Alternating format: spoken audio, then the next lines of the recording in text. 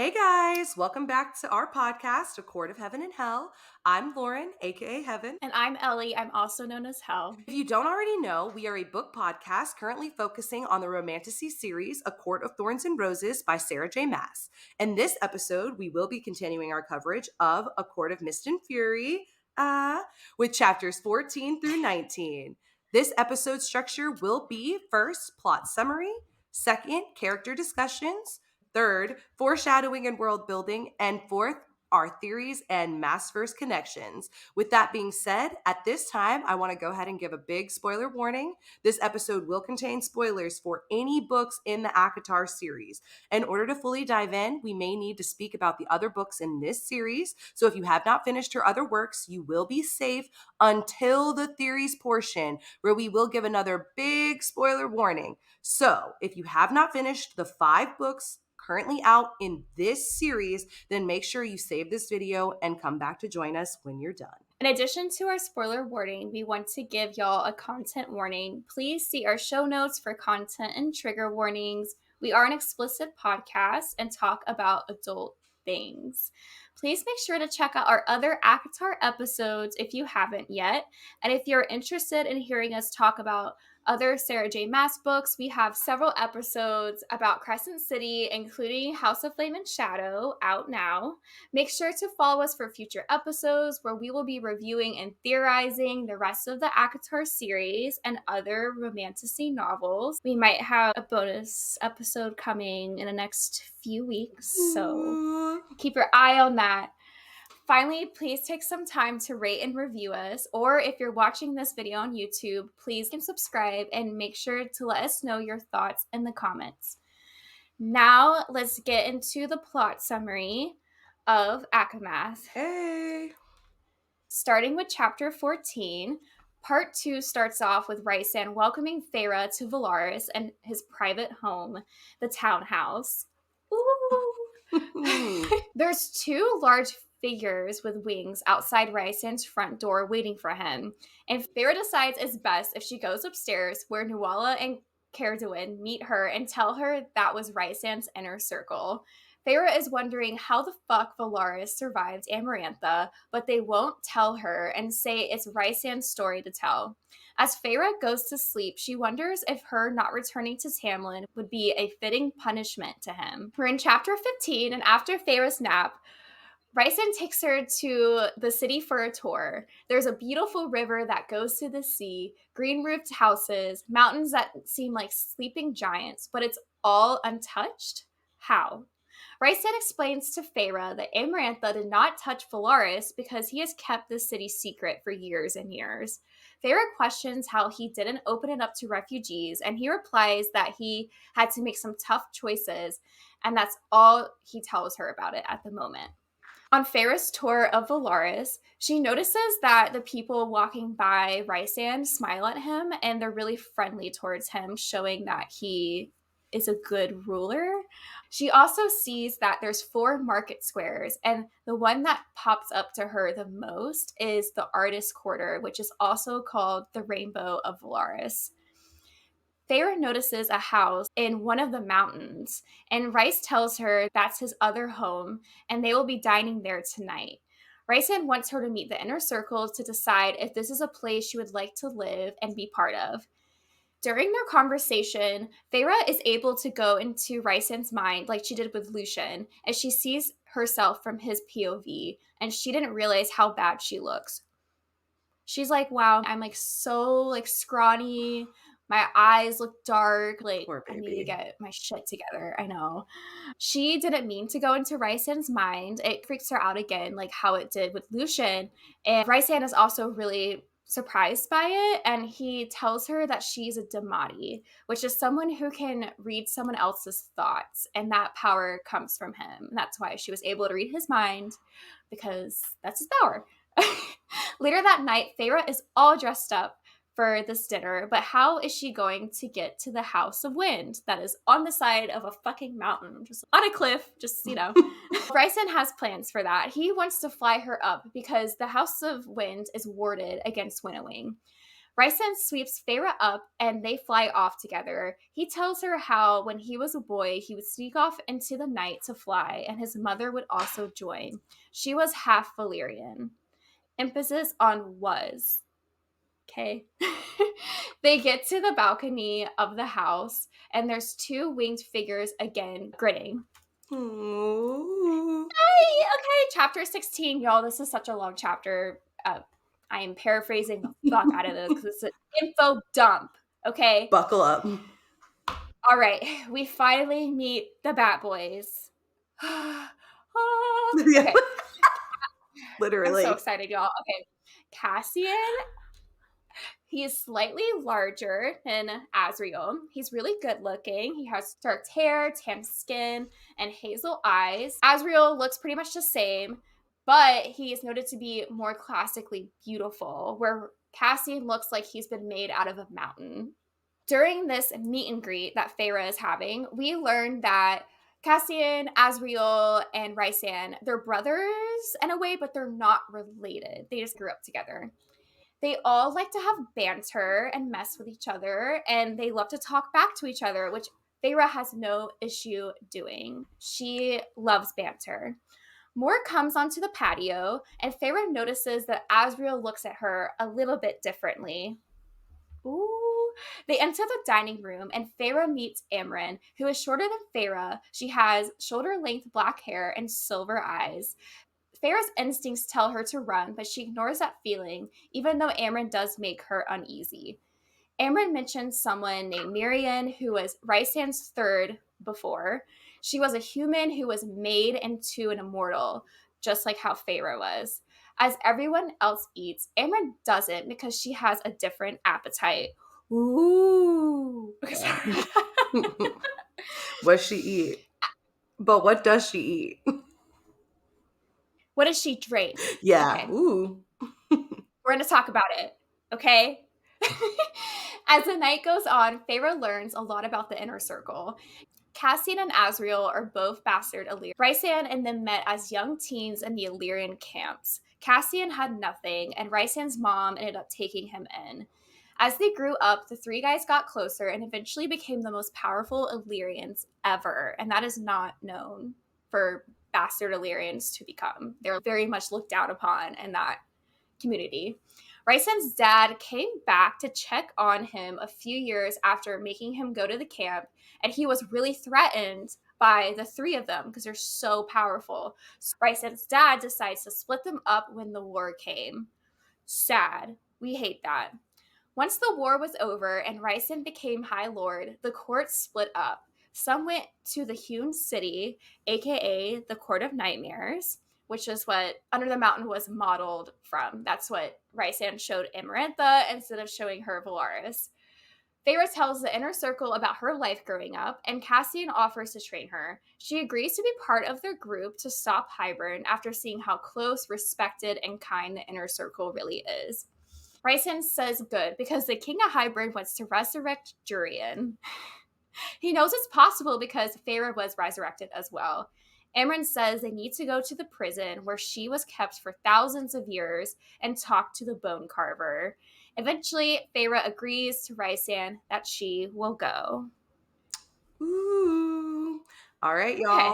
Okay. Moving on to chapter 17. Oh, great. Jurian's ass is back.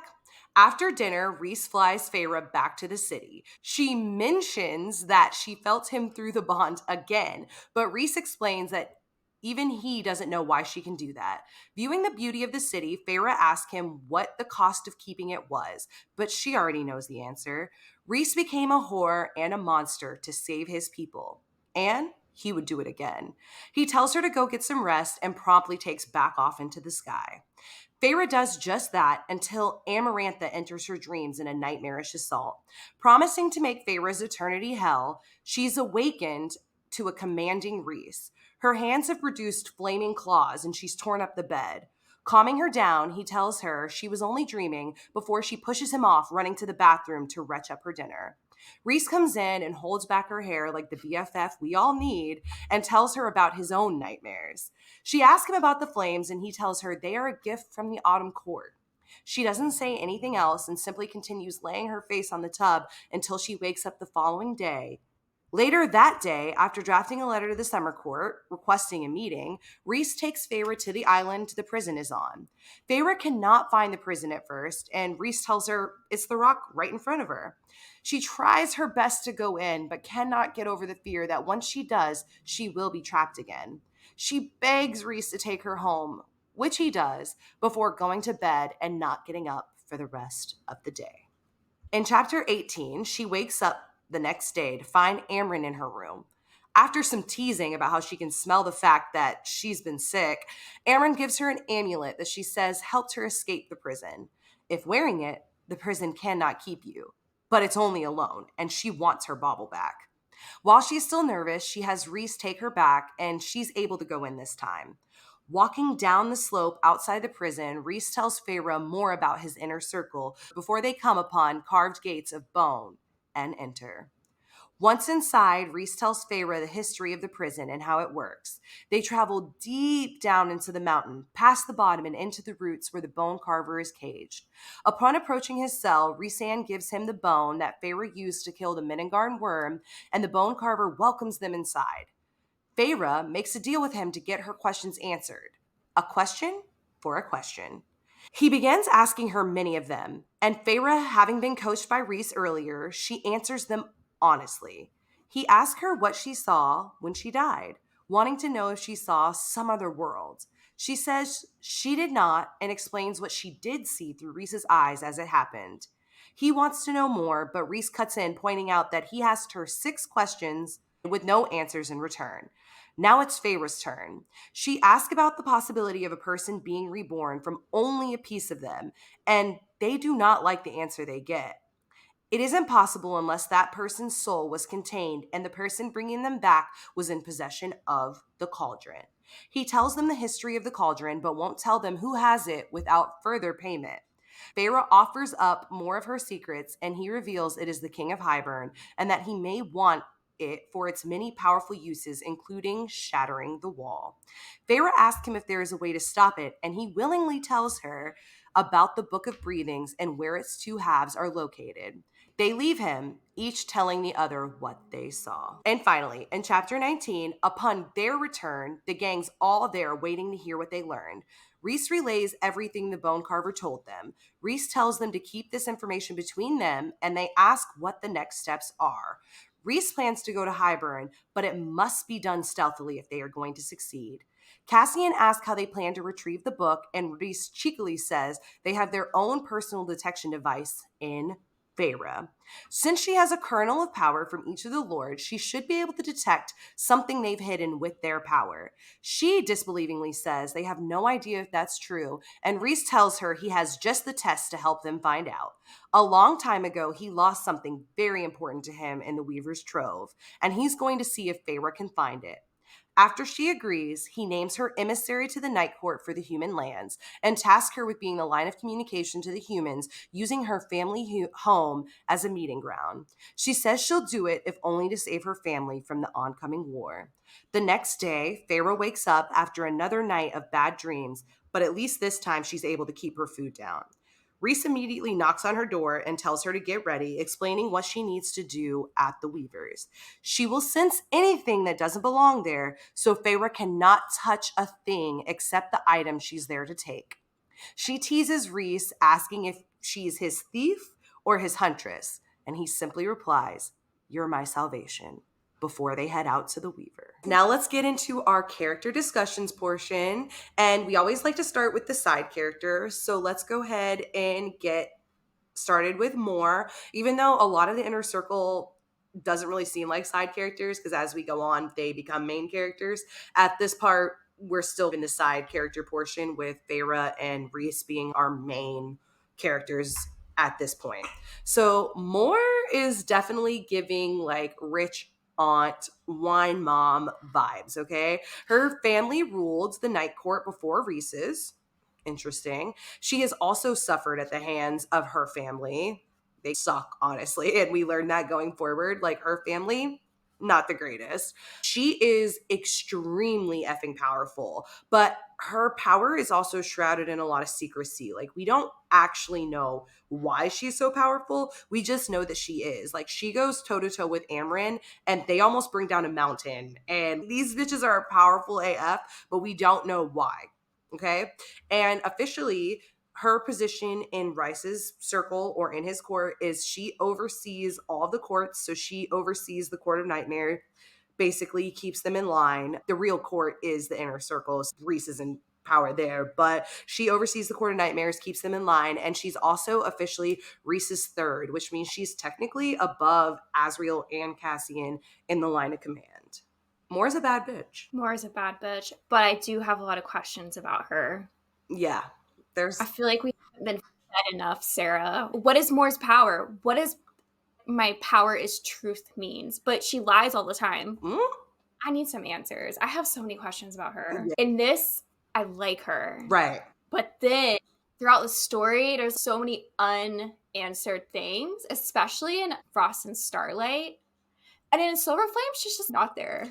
Yeah, she's over in Valahan doing God knows what. What's going on there? Like, there's a lot with Moore, and I'm excited to learn more about her. Yeah. But I can't get a read on her. I like her, but I'm just like a little bit unsure of why we're not getting answers. Yeah, I feel like when the reveal finally comes, it's gonna be like a huge reveal, obviously, but I'm with you there. When I say she's shrouded in secrecy, it's like we know so much about her, yet we know nothing about her. Everything that we do know about her is questioned and brought into question at points throughout the story. Obviously, we do know that her dad, Kier, is a piece of shit. He's an asshole.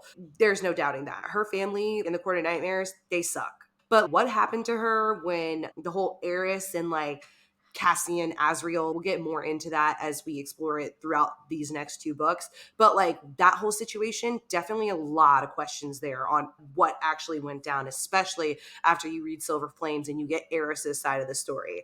Then like the whole her relation with the human queens, like what she's doing through all of Silver Flames, what her actual powers are. Like you said, they call her the truth teller, but she lies a lot and she's not out here telling truths. So I don't know, but definitely a lot of questions when it comes to Moore. I personally like Moore. I haven't written her off yet. I definitely have a lot of questions about her, but necessarily see that like possible negative side of her, but I know a lot of people are on the same train as you and the same train of thought thinking there could be something more there. No pun intended. Okay, we're gonna talk about my boyfriend, Cassian. You already know. I love this man. I don't even know why I love him so much. When I'm rereading this, I'm just like, okay, cool. But for some reason, I'm really obsessed with him. Like, in an unhealthy way. I dream about him, okay? I know y'all can relate. Yeah. Okay? We all have that one book boyfriend who we're just like, dude, if he was just real. Oh, okay. All right, Cassian. Yes. My boo. He is the warrior. He is the leader of Rysand's armies. He grew up really poor. His backstory is really fucked up. I'm not going to get into detail about it yet. He basically was raised by his mother. He's highly looked down upon for being a low-born bastard. He ends up being taken in by Rysand's mom in the Illyrian camp because that's also where she lived. Yeah. Which is super cute. And he really respects Feyre because he understands what it's like to grow up with literally nothing. In this chapter, they have a moment where he looks at her and he gets it when Feyre's telling him her backstory, like, oh, my dad had all this money, then we were really poor, we really had nothing. He gets it. He's also been there, and that's why they have such a good brother and sister relationship. Yeah, I love Cassian and Feyre's relationship. It is super cute throughout the books, and like when he first meets Nesta, which I'm sure we'll get to, like he even gives her the business because he's defending Feyre. And even though they end up together and they're fated mates and all this stuff, he still, when he first meets her, is like, let me tell you something, okay? You should have done a little bit better by my girl. And their relationship is just, it's so cute. But also his relationship with Rhys is adorable because when you find out that when they first met, Cassian was like bullying Rhys. He's like on site, he was like, I'm fighting you. I'm taking the clothes off your back. They did not get along. He thought Rhys was like a little high to do, and he probably thought that he was hot shit, and Cassian wanted to make a point, and when he first gets to camp, immediately they start brawling, and it's just so funny how their relationship has escalated. And just even though that happened the first night that Rhys's mom shows him like Cassian going from the training to like this hut basically where all the unhoused Illyrian boys stayed who didn't have family to take care of them. She goes to take him in, and at first Rhys isn't about it, but after time they start to become friends. And then when Azriel comes into the picture, they become partners and they team up against Azriel. And it's just the Bat Boys, like their relationship and how they all come to be and why they're called brothers. That's just, it's the whole found family thing, the whole idea that sometimes who you're born with isn't exactly who your family is. We choose our family and we form our relationships throughout our lives. And the relationship that these three have is just, it's precious, protected at all costs. I love the Bat Boys. They can do no wrong in my eyes. Obviously, they do a lot of wrong, but and they all three mess up individually multiple times throughout the series, but I still just love them as people, and as like a group, they're perfect. I love them. I love them too. I love that we don't only get one shadow daddy, we get like three. Mhm. I'm like, Well, technically thank Cassian's you not so a much. shadow daddy, but yes, I get what you mean. Right. He still is like the tall, dark, and handsome Yes, vibe though. very much. He's just like the guy that will like chop off someone's head. Yeah. I don't But know. I also think that Cassian is the sunshine to their darkness. Like Cassian is Oh like this yeah. like overt extrovert, super happy, kind of goofy. He's smart when it matters, but he's a goofball. He just is. And I love that for them. He definitely balances out like the seriousness of Azriel and Rhys. It's Mhm. almost like Azriel's over here with the shy, introverted, quiet, super smart, super like secretive. Then you've got Rhys who's in the middle. He's secretive when he needs to be. He's introverted and quiet when he needs to be, but he also knows how to turn on the charm, be extroverted, show both sides of his personality. And then you've got Cassian who's just extroverted all the way, super puts himself out there, is willing to make mistakes and is not like embarrassed by it. He just lives life by the seat of his pants. And they're all three different, but they just go together so perfectly. And I love them for that. But finally, yes, we will talk about Azriel. Azriel is the spy master. Immediately upon meeting him, Feyre notes that he has these terrible burns on his hands, very ferocious, bad burns that she questions to herself how somebody who heals the way that they do could even exhibit burns like that. So they're very noticeable. And we find out that he was abused by his family growing up. He was also taken in by Rhys's mom. And unfortunately for him, throughout the whole series, he's basically pining after more. We find out a lot more about this later, so we'll probably touch on it then. But definitely, he has a thing for more. It's like he respects the fact that she's not into him, but Feyre, even upon meeting him, can just tell he looks at her differently than he looks at everybody else. There's something there that he wishes was, once again, pun not intended, more. And it's just like, it's so funny. But it's really messed up what his backstory is. Cassian, I feel like we find out a lot more about his backstory in Silver Flames. So we will talk more about it like then, obviously, when they actually go into it. But we find out a lot about Azriel in this stretch of chapters. When Rhys takes Feyre into the prison, as they're like going down the slope to get into the actual prison, he starts telling her different things about the inner circle. And she asks him about the burns on Azriel's hands. And he tells her, which is interesting in and of itself, because a lot of the times, one thing that I like about the inner circle is they're very conscious to not share stories that aren't theirs. A lot of times they'll say, you need to talk to them about it. It's not my story to tell. But Rhys tells Feyre. And I think that part of that is because he doesn't want Feyre to ask Asriel about it and have to have Asriel relive that trauma. It's clearly something that Asriel does not want to relive in or re-experience. But yeah, he tells her that he was born as the third son to a high Illyrian lord, basically, and that the Illyrian was married and already had two older sons. And their mother is actually the one who inspired them to be these evil, treacherous, disgusting people. And as the third son, he went to live with them, but his mom lived somewhere else. So he technically is a bastard as well. The mom and the brothers kept him in a room with no light, and he was only let out for 1 hour a day. He was only allowed to see his mom for 1 hour, 1 day a week, and he wasn't allowed to train or fly. So basically, he was just trapped in his room with these Illyrian instincts to fly and fight and do all of these things that he was not allowed to do.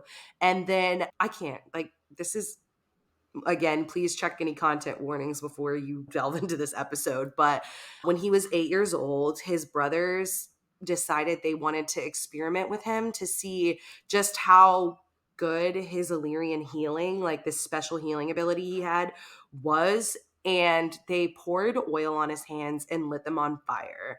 And the other commanders and people in charge in the village, they did come to help him, but it was after they heard him screaming, but it was too late and the damage was already done. So even though he does heal at a faster rate, he still has these just terrible wounds that are left on his hands that are never going away because of what they did. Oh, one thing I wanted to ask you was, Reese at this point, Feyre asked him, were they punished for doing this? And basically Reese is like, they weren't, but eventually they got punished. And so I'm like, do you think that Asriel like straight up killed his brothers, if not torturing them?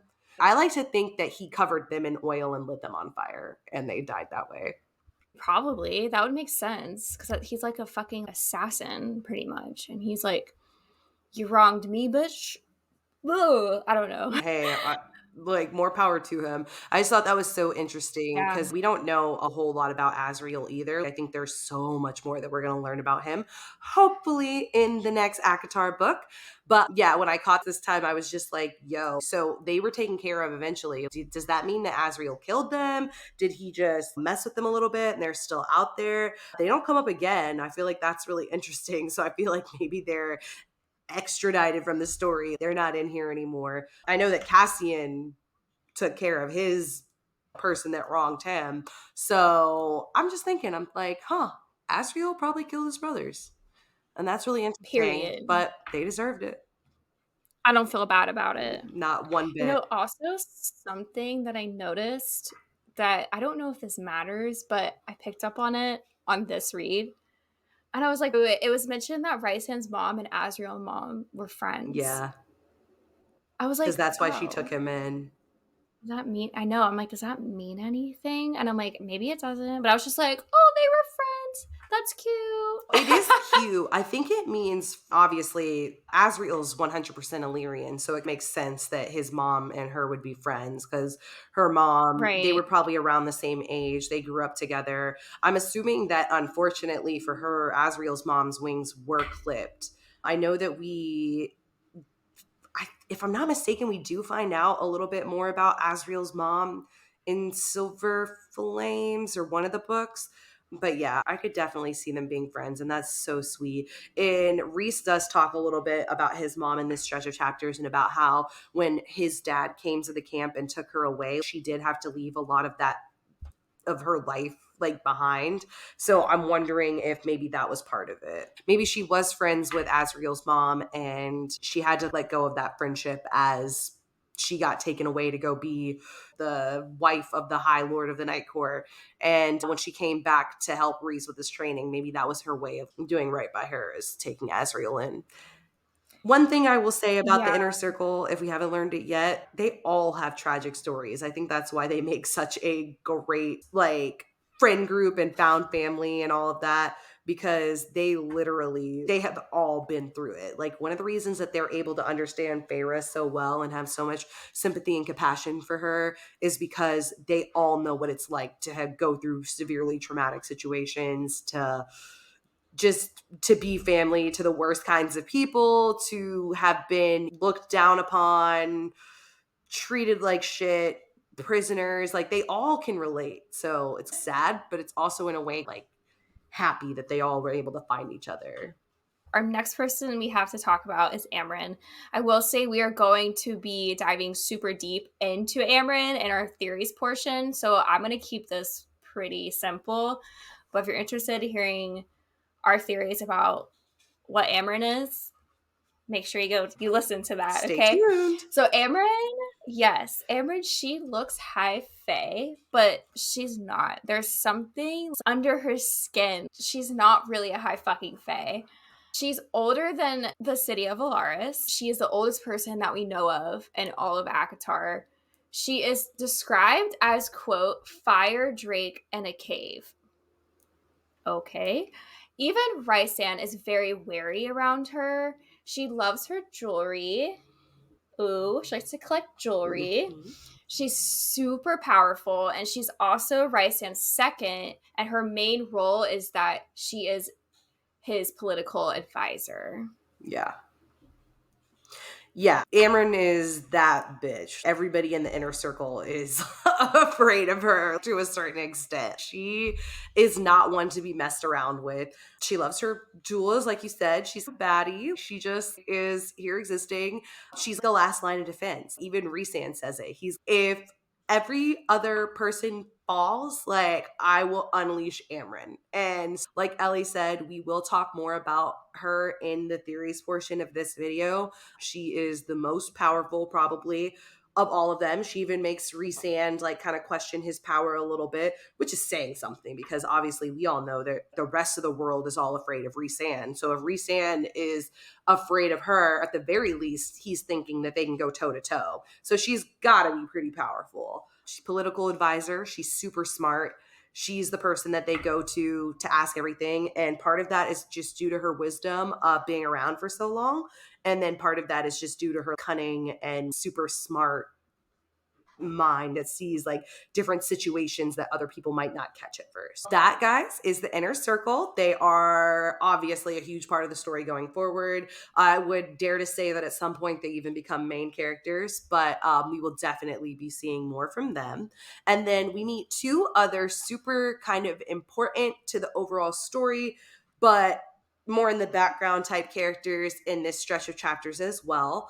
And it just so happens they're actually brother and sister, which I don't think we learn yet in this stretch of chapters. So we meet the Bone Carver. The Bone Carver is an ancient entity who collects payment in the form of bones and secrets. They do appear to each person differently. They are the person who carves the doors of all of the prisoners in the island prison.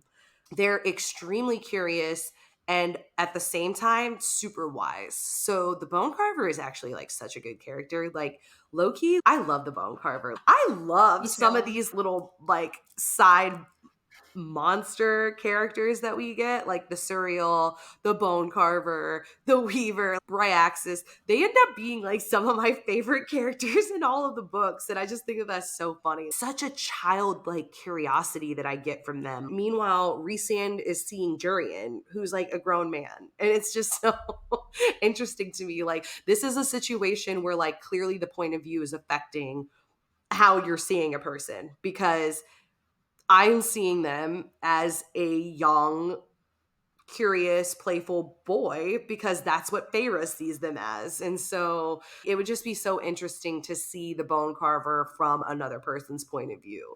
In this stretch of chapter, the Bone Carver plays a big part and does a lot of info dumping, which we will get into in the next little portion here where we talk about foreshadowing and world building. But yeah, we get a huge info dump during this stretch of chapters. And then on the other hand, we have the Weaver. So the Weaver is ancient and wicked. That's how she's described by Asriel specifically. She basically is this creature that lives in the house. We know that she's blind. We know that she hoards treasures. that she is a law basically under herself. None of the high lords are able to go into her abode or whatever because she holds such treasures. Like, she's collected important artifacts throughout all of the years. So she's in possession of some extremely powerful objects. And so the actual High Lords are not allowed to go there because they could possibly try to take something from her that could like make them ultra powerful. She is also evil, but in the sense of if she catches you, it's game over. People that get sent there, if they get caught, they don't come back. And she's a really interesting character. We are going to get a lot more from her and the next little stretch of chapters. We just touch on her a little bit here because Feyre is basically asking about what it entails to have to go to her and get this item for Rhysand. So those are our side characters for this portion of chapters. And now we're going to get into our two mains. Thankfully, this story is about the two of them at this point, and I love that, okay? Because this is just, guys, going out throughout this next part of this book and honestly until the end of this book, like I love these two. I love their story. I love their journey. It's so cute. The banter, the back and forth, the secrets, the discovery. I love it all. So I'm super excited. The length.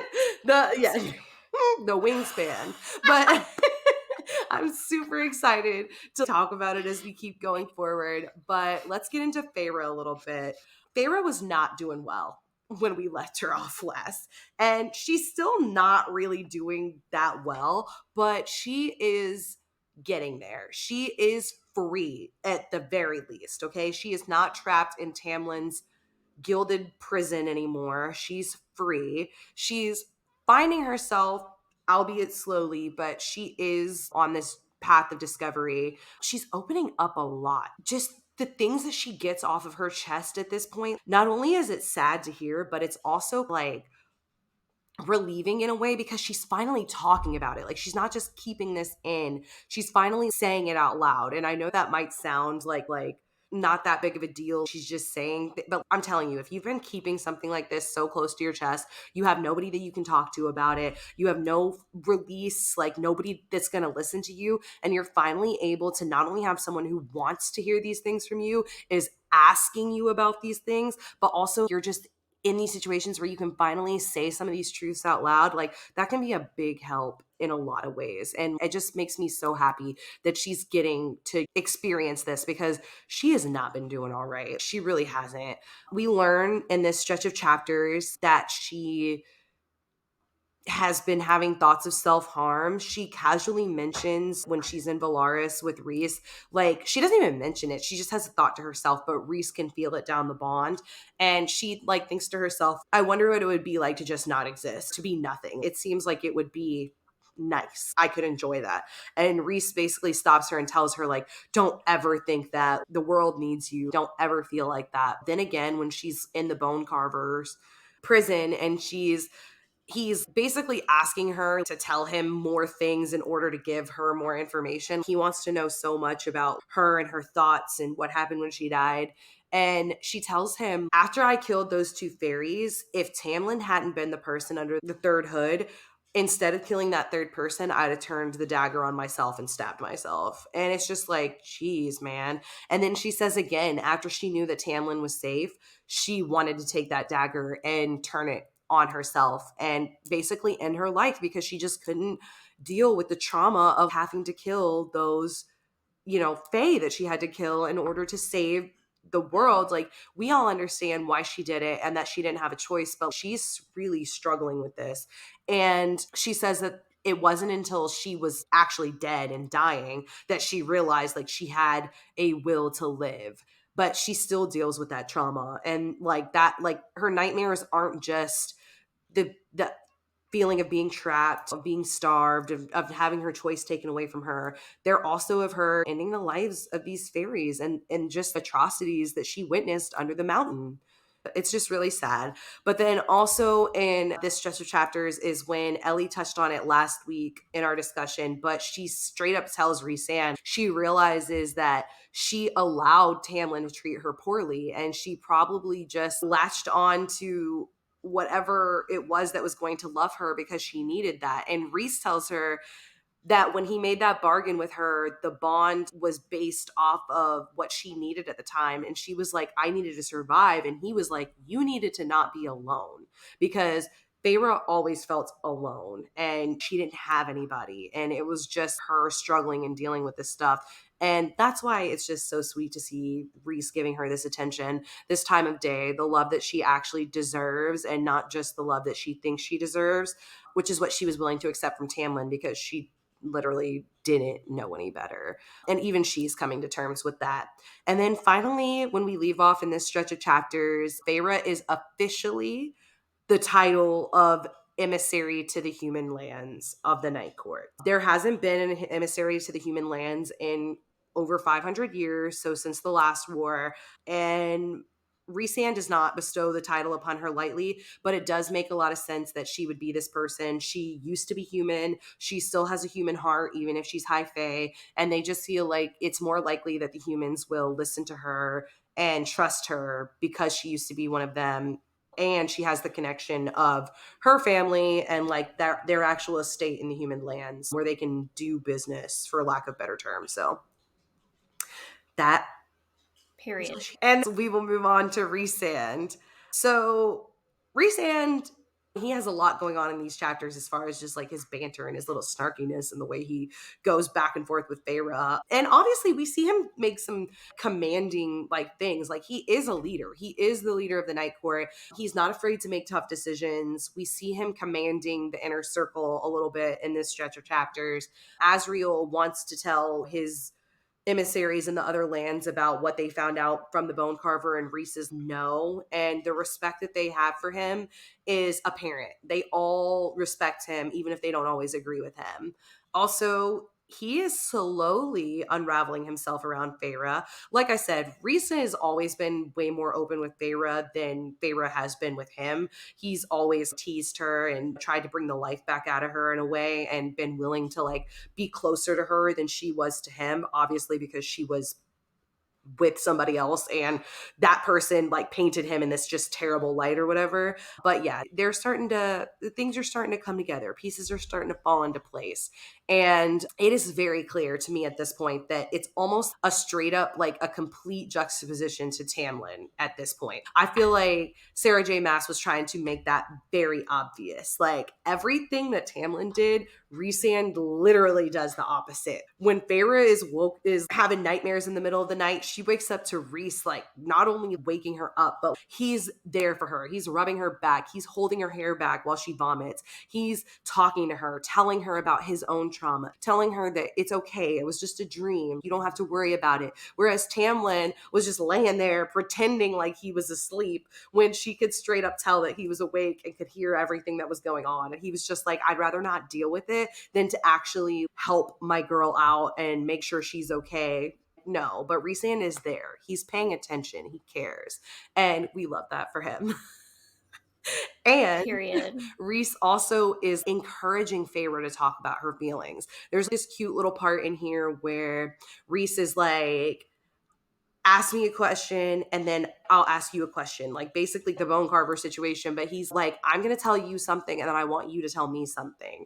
And he's just trying to get her to talk, to open up, to realize she's in a safe place where she can talk about her feelings and nobody's going to judge her and no one's going to tell her she's wrong. And she can do what she wants to do and nobody's going to be like, girls don't do that. Girls do this. She's free. She could literally do whatever the hell she wants. And both Moore and Rhysand encourage her like this. And I just think that it's so cute. And Cassian, honestly, all of them like have her back. They're like, you want to train? I'll train you. You want to learn how to do this? Learn how to do this. You want to go walk around in town? Go walk around in town. You want to stay in bed all day? We don't encourage that, but please go ahead and stay in bed all day. Nobody's here to tell you what to do. Like you're a free woman.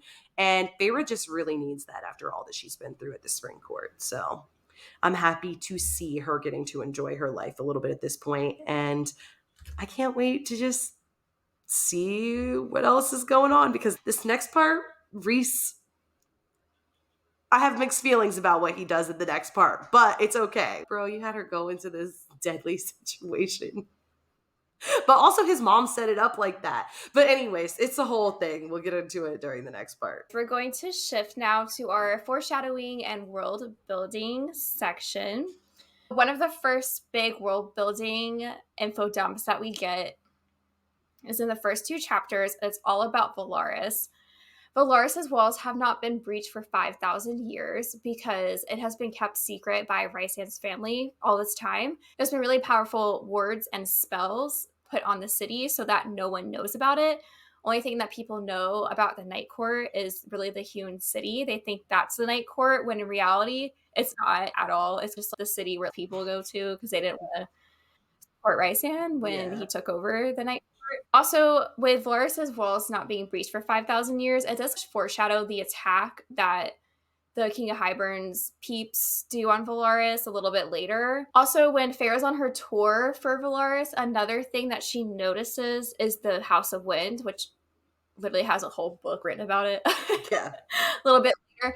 And Rysand mentions, oh, either I can fly you up there or you're going to have to climb the 10,000 stairs. And I was just like, oh, the 10,000 stairs, that means so much. And by the way, 10,000 stairs, y'all, is literally so much. Okay, if you've ever been on the Stairmaster, like 5 minutes at level 5 is maybe 500 stairs, if that. It is fucking tall. It's a lot. Okay, It's a lot of stairs. It's a lot of stairs. I'm pretty sure that's more stairs than Eiffel Tower. It's a lot of stairs. Don't quote me on that, but I'd be willing to bet you're close. If it's not exactly right, it's up there. Yeah, it's a lot of stairs. I've literally seen like a diagram that someone made of the House of Wind and the stairs versus different world monuments. And it was taller than most. So that kind of really put in perspective, because at first I'm like, oh, 10,000 steps, whatever. No. Yeah, 10,000 steps is like also different than 10,000 like stairs. A lot of people don't hit 10,000 steps a day. A lot of people take all day to hit 10,000 steps. You're stepping, you're moving. It's a lot of stairs. And that comes in a big way in later books too, obviously. So those 10,000 stairs become a challenge. Also, just during this little stretch of chapters, when Feyre first gets to the townhouse or whatever, Rhysand casually mentions that nobody is allowed to come into the townhouse except for Rhys and Moore and Feyre. And I just think that's so freaking cute, because that means that he's already charmed the house to have Feyre basically be a part of his life. And this is before she even gets there. So Feyre is already having power. At Tamlin, she had no decision-making power at all. No like saying anything, no saying who came and who left. And here, Rhys says nobody gets to come in here except for straight up family, which is Moore, me, and you, girl. And I just was like, stop it. How did I not know that they were mates before chapter 50, whatever? No, it was before that I realized it, but it was later. It was not at this point. If I read this book later down my book journey, I would have been like, ooh, okay, I see what's happening. But since this was my first romantasy book that I got really into, I didn't know what the fuck was happening. Yeah. But now, every time I read a book, I'm just like, oh, he has dark hair. Oh, he's mysterious. She's going to end up with him. Yeah. But I think at this point when I was reading it, I was like, oh, she's still heartbroken over Tamlin. Like, she was in love with this man. I'm not even thinking about Rhysand. I'm like, oh, they're cute. They're probably going to have a thing. They're probably going to get together. But not, oh, we're mates and I know this big secret and I'm keeping it from you. So yeah, definitely always interesting on a reread. Chapter 16 literally was over 20 pages. It was a lot of information. Yeah. A lot. It's when we meet all the inner circle and they tell us their backstories, and then learn about the King of Hybern more. We learn about Feyre. We learn about it's everything, okay? It was a lot of info dump. So I'm going to talk about it for just a sec. One thing I really want to point out to do with world building from this chapter is we learn about siphons. And I love them. I'm sorry. I have such a good image in my head of what Asriel and Cassian look like. And I just am on the floor screaming that Cassian's color is red. I'm like, oh, I knew this was my man. Okay, he's just so perfect. Like Sarah J. Maas went into my head and was like, what is the most perfect man to Ellie? This one random girl. I need to write this book for her. And she did. Okay. Azriel's, by the way, Azriel's siphons are blue. But anyway. So siphons basically are explained where Illyrians do have power, at least some of them do, and the really powerful ones do, aka Azrael and Cassian. So they have this power, but they have to wear siphons in order to control it almost. Rysand literally says to Feyre, it's basically, instead of throwing paint on a wall, it's if you had a paintbrush and you can actually put in details and control the paintbrush. That's how siphons work. That's how they control their powers. They're able to manifest literal weapons with it. It's pretty cool. They have a bunch all over them, like on their wings, on their legs, on like their hands. And also it was mentioned that in Lyrian camp, Rysand did have siphons, but he was so powerful that they kept breaking. So he was like, never mind, I'm not gonna wear these. Like they're not doing shit for me. Can't hold So me, baby. Can't hold me. literally, I felt like it's a little bit important because on my first read, I didn't understand what the fuck siphons were. I didn't get it. I was just like, why do they have these like jewels on their hands? But I understand it now. I was just, I was in my little like, la la la, I'm reading for fun. I didn't have anyone to like, any podcast to explain this shit to me. So there is a little bit of world building here. We did mention Miriam earlier on, but we find out that Feyre wasn't just turned Fae, she was made. And this is something that comes up time and time and time again throughout these books, okay? Being made is this special thing. It's special, but it's not unique. Let's just put it like that. It is unique at this point. At this point, Feyre is the only one who's been made aside from Miriam. Miriam, she was part of Race's inner circle before she went off, got with Draken. They have a whole story that we'll touch on as we get into it. But the thing is that Feyre wasn't just gifted a long life. So Miriam was gifted basically an immortal life so that way, because she was just human, so she could stay and live among the Fae. But Feyre wasn't just gifted the long lifespan of the Fae, she was literally gifted a new Fae body. So she's different from Miriam in that. This is important. It comes back up later throughout the story, and also is just the first like mention of this whole idea of something that is made and just how important it is to these books. Because let me tell you, huge theme here, huge theme throughout the stories. So, moving on. In chapter 17, we go to the prison, okay? The prison is another thing that continues to come up throughout these books, okay? It was made before the High Lords existed, before Prythian was even Prythian. This was here when Mor's family was ruling the North instead of Rhys's family. So there's questions here, right? Questions asked, how did Rhys's family take over? What does that even mean? We know that Mor's family rests in the Hewn series or resides in the Hewn city as of now, but what does that mean? Like that her family used to be the ruling power in the North. I have a lot of questions about this. It also comes into my questions about Mor and just like what her actual story and her family story is, because we know that Mor is also old. So we can assume that this is before Mor was around. We can also assume that her father, Kier, has got to be older than her. Was he around during this time? I have a lot of questions about this. But anyways, back to the prison. Rhysand mentions that it is the possible eighth court. Very interesting. It is law unto itself, but it falls under Rhys's jurisdiction and can only open to his blood. Let me tell you, that matters. If keep reading, I'll talk about it very briefly a little bit later. But yes, read the books and you'll know what kind of hints were being dropped at this point. Okay? That's all I'm going to say about that.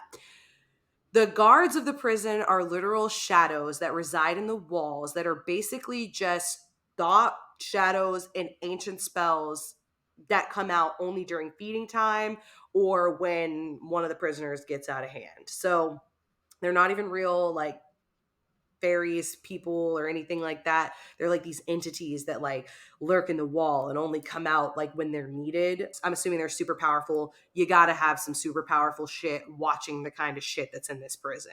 So yes, the prison, another very important part of the story. I can't say too much more here. I will touch on it very briefly a little bit later because we have talked about it a few times on different episodes and stuff. So feel free to go back and watch any of those if you have more questions about different theories and thoughts we have about that. But yeah, it's big deal, the prison.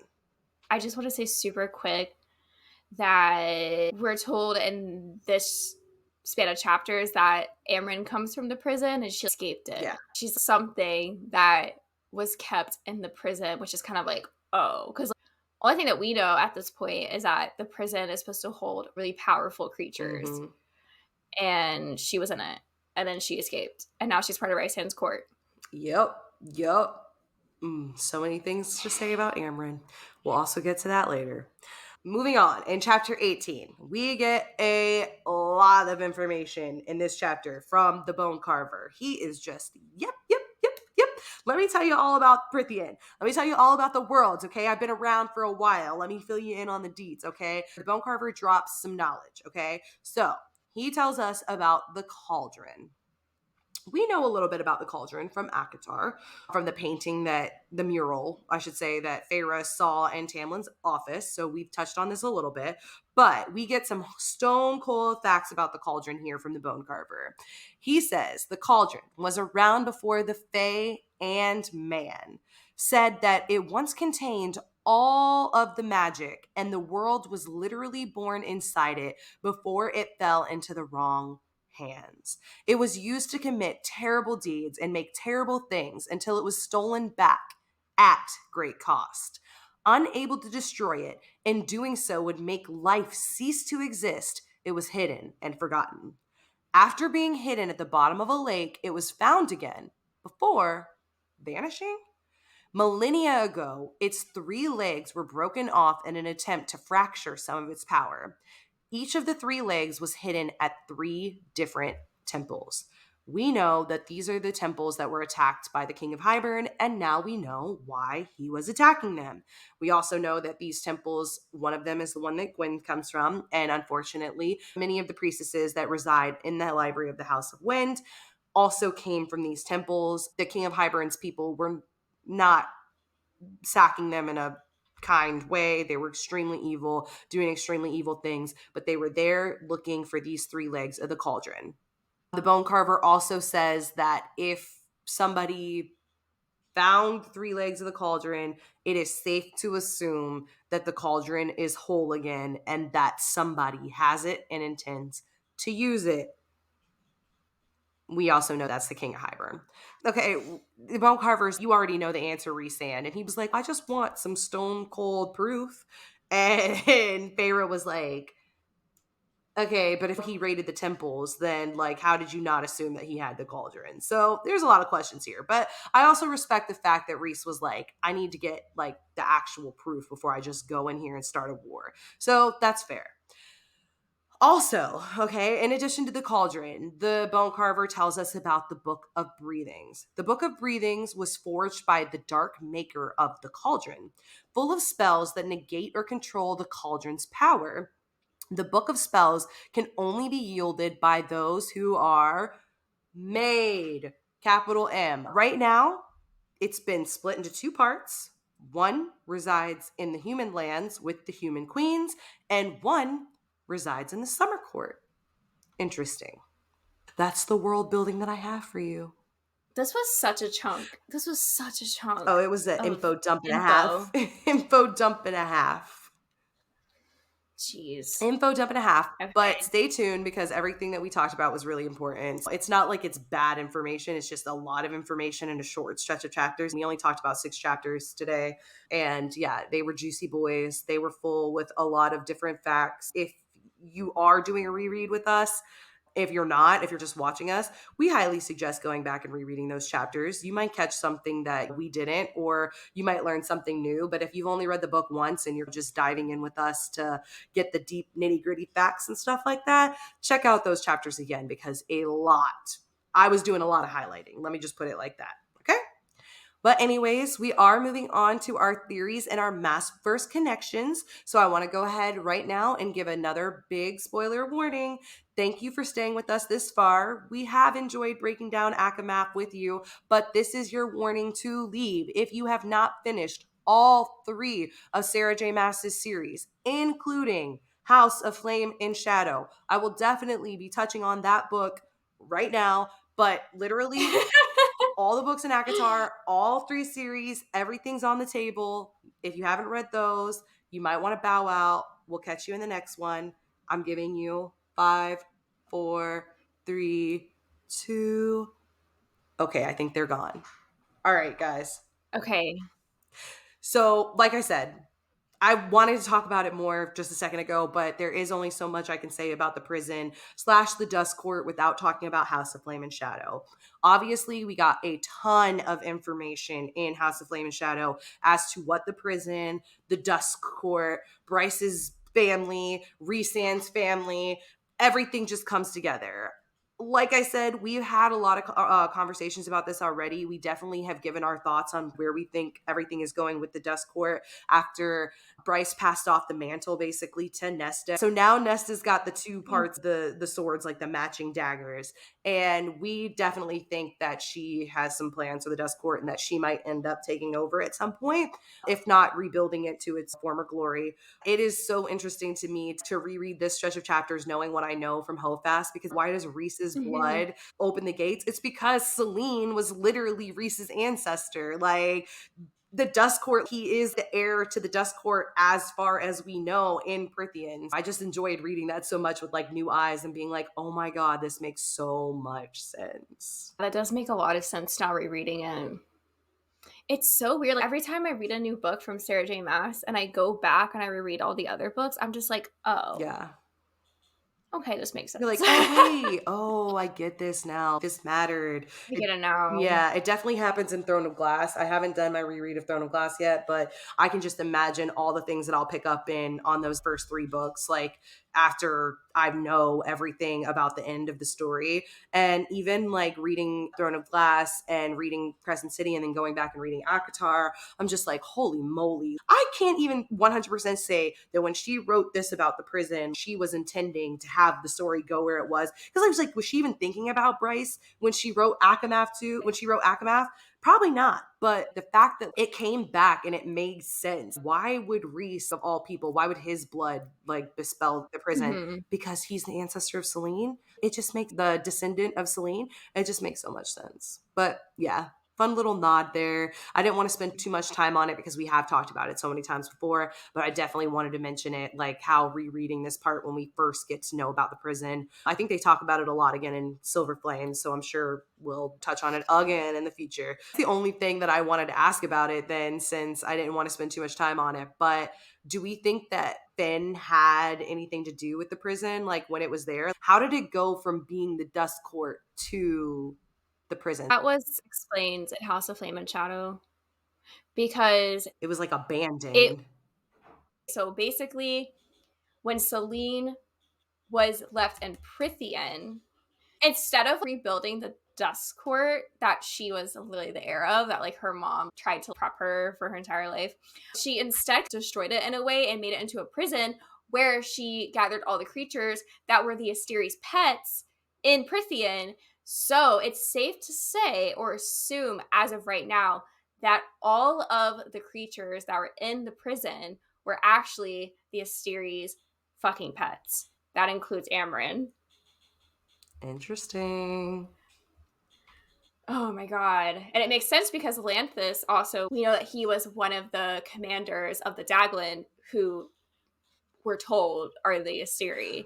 But So, I'm a little confused about that part because some of the creatures in there, not Amryn is different because Amryn was in there for a very long time hmm, before then. But Cassian actually fought Lanthus before he was in the prison because remember he's telling Nesta about Lanthus before they go in there to meet him. hmm, So Cassian had already met him. I'm pretty sure Cassian's the one who captured him and Rhys is the one who put him in the prison. So some of the people have been there forever, like forever and ever. Some of the people are newer Yeah. prisoners, because Reese even says in this stretch of chapters that he has put people in the prison and he doesn't take it lightly when he sentences people there. So Okay, yeah, that leaves such a bigger fucking gap then, because that is true. That is true. We could assume that probably not all, but most of the creatures in the prison are the Asteri's pets, but they've been adding to yeah. it as like time goes At on. Of least like, the ones who oh, have like, been there forever, like the ones mhm, in the bottom levels, which brings me to be the question mhm. of, was the bone carver? Also, the fucking also, How did the bone God, carver I was end up so in jail when Koshai and the Weaver are out here free in the world? oh, there's questions about Koshai too. There's definitely Oh questions my about god. Koshai, but I'm just like, how did he get locked up?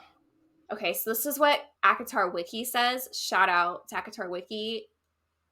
Comes the fuck through. It really Okay, does. so this website says the bone carver claimed that the three siblings, he was the weakest and magical strength, and as a result, he feared his two siblings. It was that fear which drove him to hide away from the world. He allowed himself to be bound to the prison by the same female warrior who had first tricked his sister into, quote, diminishing her power and becoming confined to the middle, and then later confined and bound his brother Koshai by his little lake on the continent.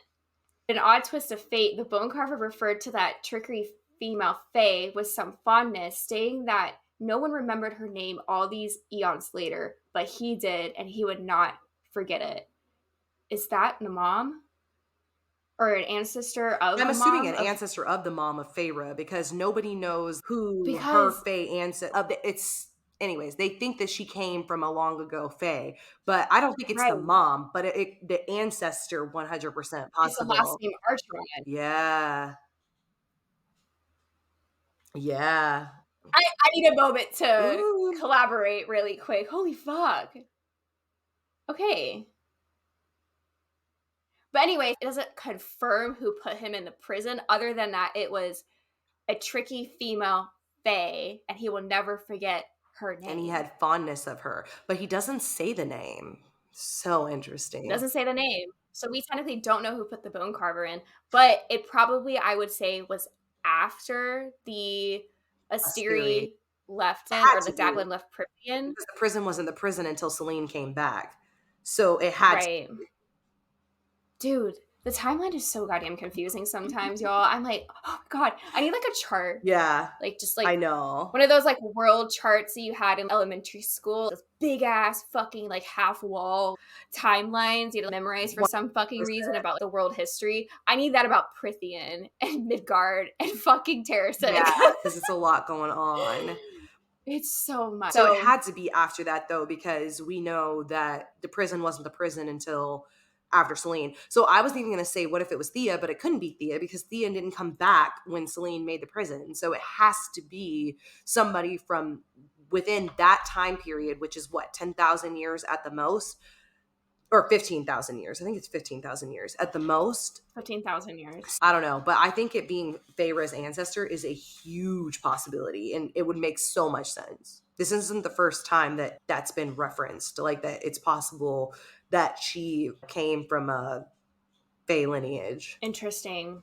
Anyway, Very, there's so many questions about just the prison in general, and we don't know too much about it, but to get into what I wanted to talk about, including the prison, is that we had someone reach out and ask if we could talk about Amryn and what we think she is and where she's from. We're going to get into it because Amryn is another really big fucking question. We know some about her, but we don't know enough where anything's like really confirmed. And also with the timeline of House of Flame and Shadow, it doesn't really line up with what Amryn's saying. oh, people, It yeah. might be a plot hole, though. Do you remember about how people were getting upset that Amryn was saying that she was in the prison before the courts? Yeah, But technically, the prison was the court. happened after the courts. Yeah, Two possibilities: Amryn's lying, or it's a fucking plot hole. yeah, yeah. And we don't know which one it is. I low-key kind of want to say it's a plot hole, and somehow Sarah J. Maas and like her editors are going to have to figure out a way for that to make sense, which they probably will make it seem like Aaron's Yeah. been lying, I maybe. was gonna say, here's the thing. If it was a plot hole, it's not gonna be a plot hole because it's been pointed out. Right. So now, It's before the has to books be. are written, they're gonna correct it. Whether it's I fucking hope so, it, because it doesn't make fucking they're sense at whether it's all. retconning it, but it's like retconning it without us knowing about it, they're going to fix Mhm. it. My assumption is she's not just going to continue now that it's been pointed out that you can't say I was here before the courts and then literally be like this was an eighth court. It doesn't make sense. It's not making sense. But at the same Yeah. time, because I'm trying to think when Celine came back. Yeah, the courts were already established at that point. So I don't know. It just because she goes on to marry into the night court. So that means the night court was a thing. It just, yeah, it doesn't make sense. And my assumption is that Moore's family was ruling the North before there was courts. So I would assume like during the time of Thea and all that, before she like escaped the Daglin and went over to the New World, I'm assuming that's when her parents were in charge. And then some point during that time is when the courts started to form in each one because Thea goes to the Autumn Court to get help, but I don't think it says the Autumn Court. I think it says help in the South, and we just know they Yeah. become the Autumn Court. Yeah, it doesn't specify what court, but it's super safe to assume it's on court. It So, is the Autumn Court because Mhm. that's how they ended up over there. Right. But my thing is, if they would have had him already been called the Autumn Court in order for that to transfer over. Do you see what I'm saying? Like it wasn't just they Yeah, were okay, random maybe people in the South. Like it would have had to already be okay, the Autumn Court. I would say that I'm thinking so hard. I would say that it would make sense if maybe when there's a High King of Prithian that there wasn't official courts, but there were like the communities or groups of people who all stuck together possibly, and that's what ended up making the courts. But the only thing I have questions about with that is like we do know from Akatar that the courts, at least the seasonal courts, get their the only reason why they're stuck in that season is because of their High Lord's powers. So how the fuck is that just like a family heritage that was just passed down forever? And after so many years, they just made their own little sections of the land and they all stayed together, possibly. And then once all the other Fae went over to Midgard, is that when it was like official, like, okay, we're gonna split up to our families, Game of Thrones style, and we're gonna draw lines. This is me, that's you, get away from me. I The don't only know. thing That that I say about that happens. is that they had to be courts before they went over to Midgard because otherwise, how did the Autumn Court get to Midgard? But I'm saying the only thing that I can think of that would explain it is if the Autumn Court ancestors just had an area of land Right. I that think that they the I only don't thing that makes know. sense to me is if they were already courts. Because if you think about it, if you really think about it in like history, a king is a Right. king and then he has his And then there's courts. kids and Yeah. stuff. So I'm thinking like it's got to be that the courts were just like called Mhm. what they're, I don't know, like, But also fuck, dude, because then oh my god, my brain is mush right now. This shit doesn't make any fucking sense because wasn't the Dust Court a fucking court that's when they went what over? I'm saying. Like they called it the dust court because they said it was a possible eighth court. So it had to have been before they went there because when she came back, it was destroyed. It was run over and she brought it and turned it into the prison. So it had to be the dust court before they went over there. Okay. All right, so back to Amryn. There are two really big theories on the internet about what she actually is. So the first one is that she's a type of dragon. And when I first was reading this, I was like, okay, I think that would make sense because she is described as kind of like don't touch her fucking jewelry, and also she drinks fucking blood for some fucking reason, and also she like is super scary, like everyone's really terrified of her, and she's really described as a fucking fire drake. That literally translates to dragon. And I'm like, all right, so is she a dragon? And then even in like her true form, she has wings and shit. So I'm like, okay, is she a dragon? But then the thing that kind of got me thinking a little bit more about this is because Sarah J. Maas, I'm reading this from my phone, y'all. I had to bring it up because I actually found the fucking interview somehow. Sarah J. Maas said in an interview, which comes into the second big theory, that she's actually an angel. During this interview, the interviewer literally asked Sarah J. Maas, what is Amren? And Sarah J. Maas says, quote, okay, so Amren is basically an Old Testament angel, not one of those angels with pretty white wings. Hers are more like wings of raging fire. Think of the angel of death, that sort of angel. Essentially, she's an angel assassin that got tired of doing a god's dirty work and became curious about what else was out there, what else existed in the other worlds. So when she saw the portal open in the sky, she went through it, and through a course of events I love to tell one day, she became trapped in her body. End quote. Okay. This shit makes sense to me. Like I'm really much more leaning towards her being an angel. One, because literally the author said that. And two, because it makes sense. Like it says that she got tired of doing a god's dirty work.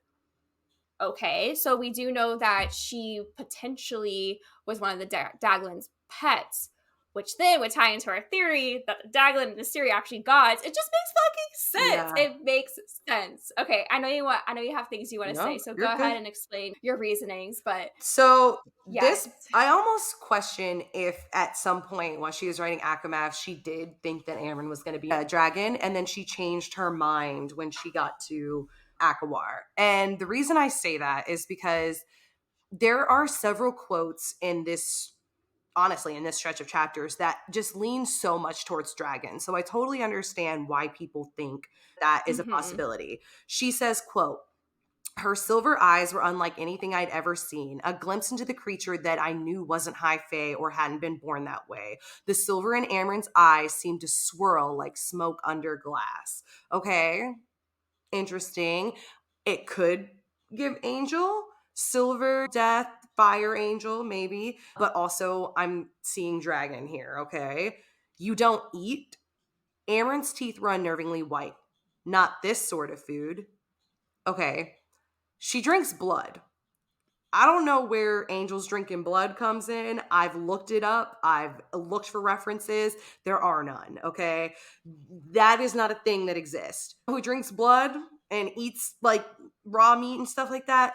Dragons. That makes sense to me, okay? So I see where that is coming in.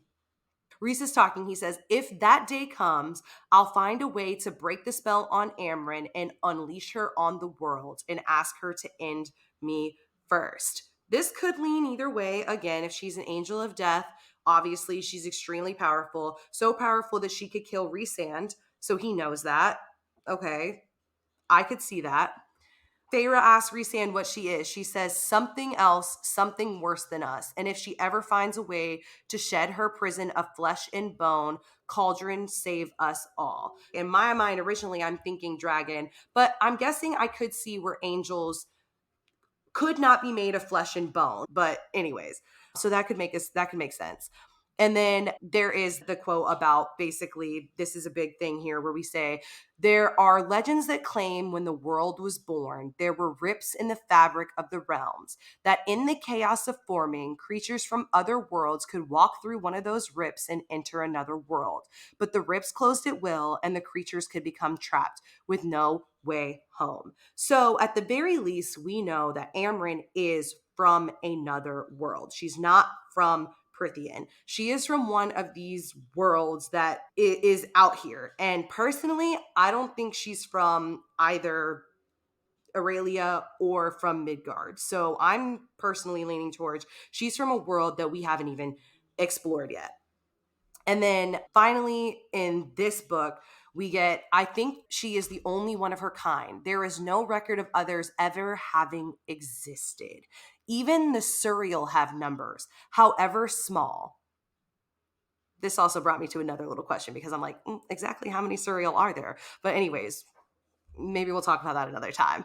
But she and some of those in the prison, I think they came from somewhere else and they have been looking for a way home for a long time. So I think not only Amarin, but some of the other creatures that are in that prison are also from other worlds, which we have already said and established earlier in this episode that the creatures and the beings in the prisons were at one point pets of the Asteri. Okay, so bear with me. We all know that this major theory I have that the Asteris are the gods from Throne of Glass, but I'm also expanding upon that at this point because obviously, like Ellie pointed out, in Akawar, we get a lot of this confirmation about her being this angel, this fallen angel of death, and it makes a lot of sense as well. We get the day the rip appeared in the sky, it was curiosity that drove me. My brothers and sisters fled.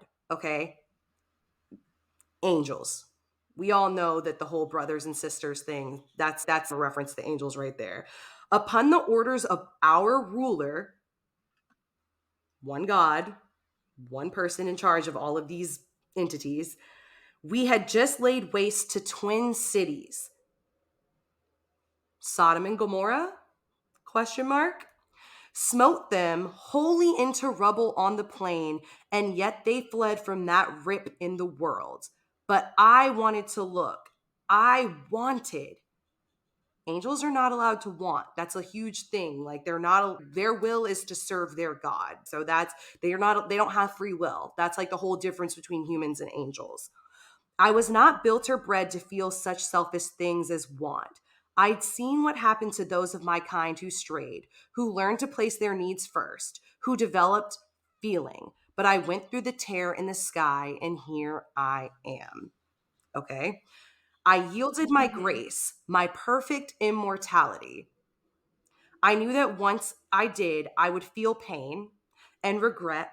I would want, and I would burn with it. I would fall. That right there. She exploded from that mortal shell, light blinding us, light and fire. And I could have sworn I saw great burning wings, each feather a simmering ember, spread wide. Could have sworn a crown of incandescent light floated just above her flaming hair. A crown of incandescent light, also known as a halo. She paused. The thing that was inside Amryn paused. She spread those wings, flame and light rippling to encompass her, no more than a burning behemoth that swept down upon Hybern's armies. She swept through them, burning them, drinking in their death. Some died at the mere whisper of her passing. That's literally an angel. That's literally the angel of death.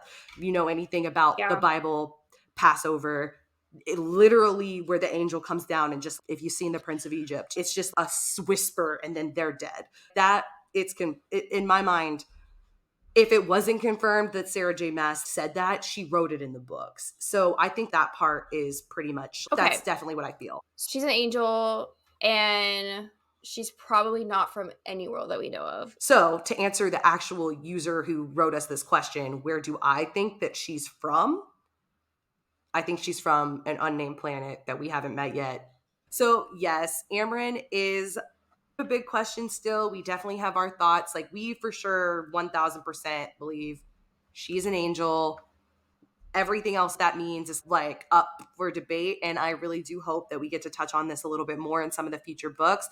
If you have any thoughts or theories about what Amryn could be or where she could be from, please let us know down in the comments. Feel free to let us know your theories, email them to us. Maybe we'll talk about them on another episode, or feel free to DM us on Instagram or TikTok. We always love to hear from you guys there. And if you have a question you want us to talk about or a theory you want us to discuss, we will discuss it in one of our next episodes.